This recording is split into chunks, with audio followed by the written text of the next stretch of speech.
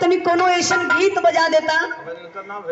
एक कोनो गीत रहे। अच्छा ओ नहीं तो नाराज हो जाएंगे। हमारे मास्टर साहब खुदे बहन गावत हुआ कि गड़ी गड़ी जाए हथवा में कलमिया गड़ी गड़ी जाए। अच्छा कोनो लड़की बा बेचारी तनी नदाने में शादी हो गई, आई गई ससुरा में मरद तनी जबरी करे लगल। जैसे एसडीएम ज्योति मौर्य के पढ़ौले आलोक मौर्य, तो वही तरीके से ओकर बचपनवे में शादी हो गल, मर्द जबरदस्ती के पढ़ाई के भेजे और पढ़ाई में तनी कच्चा रहा, ओकर मनवा ना लगे पढ़ाई में, तब वो अपने मर्द से बहाना करत बा। का कहले बा मास्टर साहब?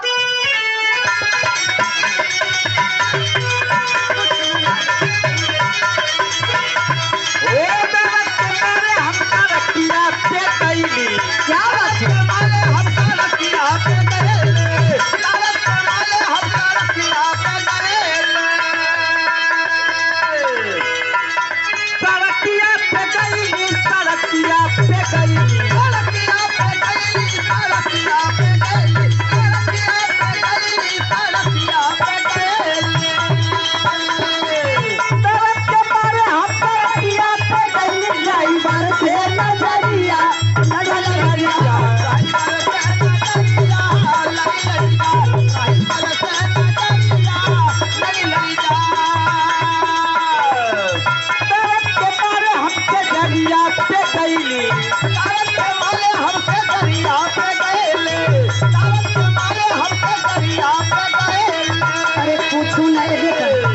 अब अच्छा एगो लड़का हेलो हेलो हे भाई वो कुछ भयल ना, वो लड़का दौड़ के घरे जात हो या तो बाथरूम लगल हुई। अब वो लड़का जात हो तो पूरी पब्लिक उठ के खड़ी हो गई, जब लगे तो वहाँ मार हो गई। जात हुआ लोग देखे कैसे करत हो। वो लड़का के बाथरूम तेज लग गई, दौड़ के जात हो तो पूरा आपो लोग परेशान हो गई। अरे जही है बाथरूम करके वो लड़का खुदे पे आके बैठे जाई।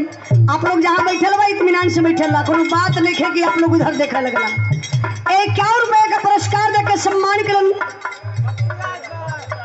पप्पू राजभर बड़े भैया जी की तरफ से बहुत बहुत प्राम आशीर्वाद का चाह रही। अब मास्टर साहब बंगाली दिया रे और ढूंढिया गई, बंगाली दिया रे और ढूंढिया गई, बंगाली दिया रे और ढूंढिया गई।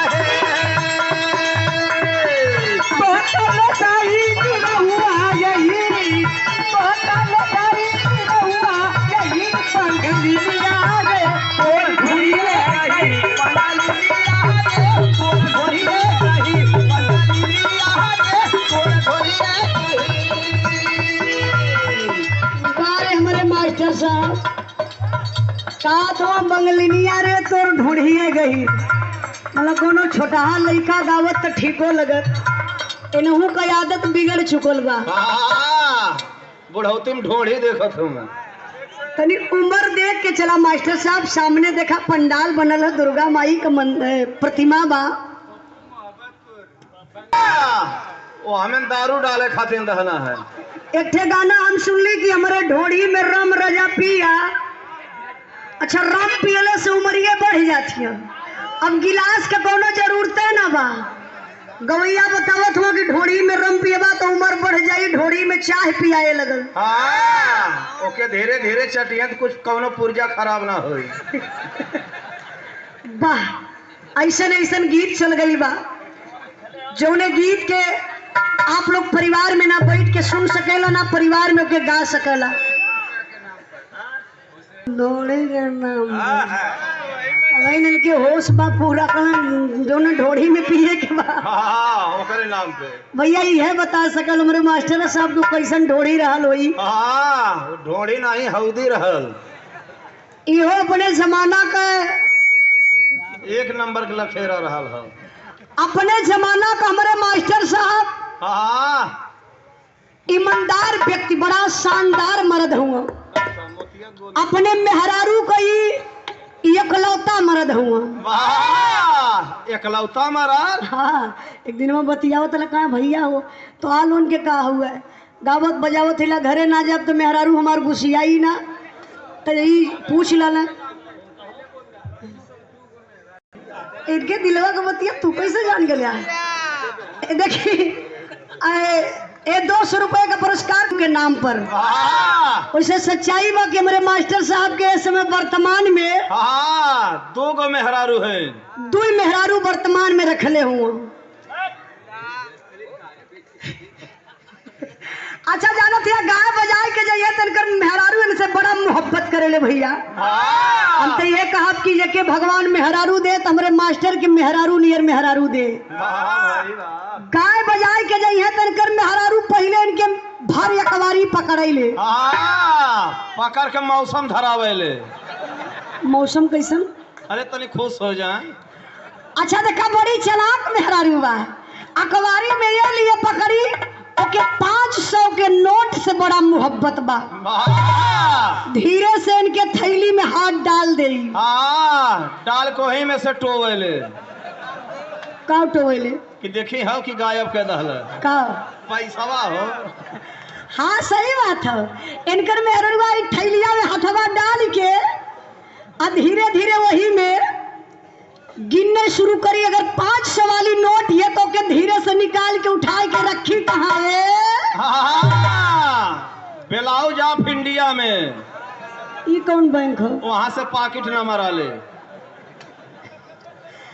अच्छा वो बैंक में रख के अब का करी? देखा माने लगल मेहरारू, कहा येला कि माई पेट देखे ले।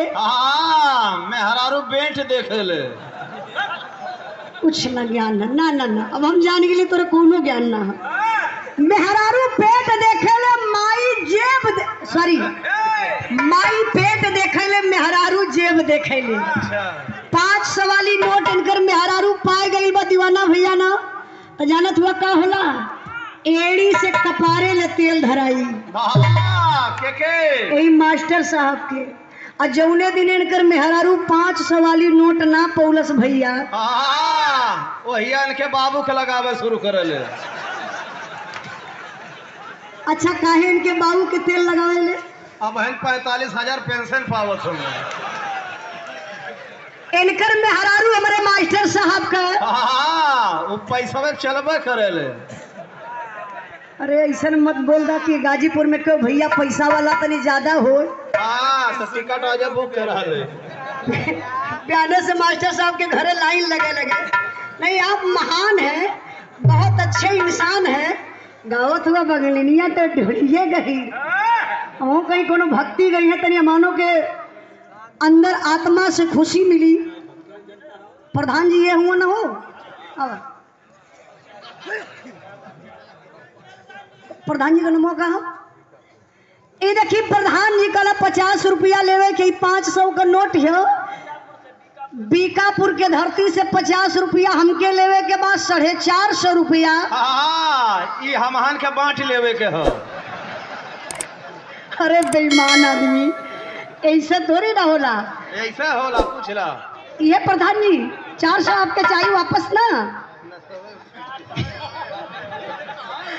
अच्छा 50 रुपया हम ले 450 रुपया हमने ले ले। हमने 5 मिला 450 रुपया वापस के दिया। आई मास्टर साहब बड़े इत्मीनान से आप लोग बैठल हुआ कोनो तनी बढ़िया